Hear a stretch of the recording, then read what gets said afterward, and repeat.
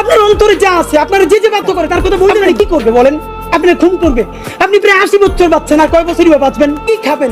আপনি কি বাঁচবেন? আপনি বরং যদি আপনার আর্মি মেরে ফেলে, আপনার যদি ভারতীয় আধিপত্যবাদ গুলি করে, আপনাকে যদি হত্যা করা হয়, শহীদদের রক্তের বিনিময়ে নতুন বাংলাদেশ গড়ে যেতে পারেন। আগামী 1000 বছর বাংলাদেশের মানুষ নামাজে প্রার্থনায় আপনার জন্য শুধু দোয়া করবে। বুড়ো মানুষটা থেকে শুরু করে শিশু আপনার বক্তৃতা শুনে মাননীয় উপদেষ্টা কতক্ষণ জানেন?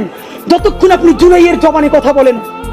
বাংলাদেশে গত 50 বছরে কোন রাষ্ট্রপ্রধানের 30 মিনিট 40 মিনিটের বক্তৃতা, রিক্সা চালক, ভ্যান চালক, সবজি বিক্রেতা, বিশ্ববিদ্যালয়ের প্রফেসর, ছাত্র জনতা আধা ঘন্টা বসে তার বক্তৃতা শুনে নজির নাই, যেটা আপনারটা হইছে। এটা কিন্তু আপনার চেহারা দেখে না। আপনি রাজনৈতিক দল করছিলেন, ফেরও করছেন, কিন্তু এইবার যে আপনার এই বাংলাদেশের পক্ষে হৃদয় নিংড়ে ভালোবাসা, আপনি যখন বক্তৃতা করেন আপনি আর্টিফিশিয়াল কিছু বলেন না, কিন্তু আপনি যখন ঘোষণাপত্র বললেন আপনার চেহারা ইদানিং আপনি স্ক্রিপ্ট দেখে দেখে বক্তৃতা করেন। এগুলো আমরা চাই না মাননীয় প্রধান উপদেষ্টা। আপনার একটা কথা বলি, আমরা আগেও বলেছি এই সরকারের সকল উপদেষ্টার এক পা অন্য দেশে, বিপদ হইলে ভাইগে যাবে, কিন্তু আমরা দৃঢ়ভাবে বিশ্বাস করি আপনি ভাগবেন না।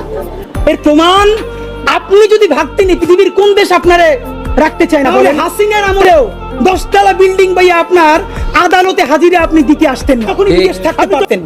আপনি এই দেশে থাকতে চান বলেই আপনি আসছেন, আমরা বিশ্বাস করতে চাই।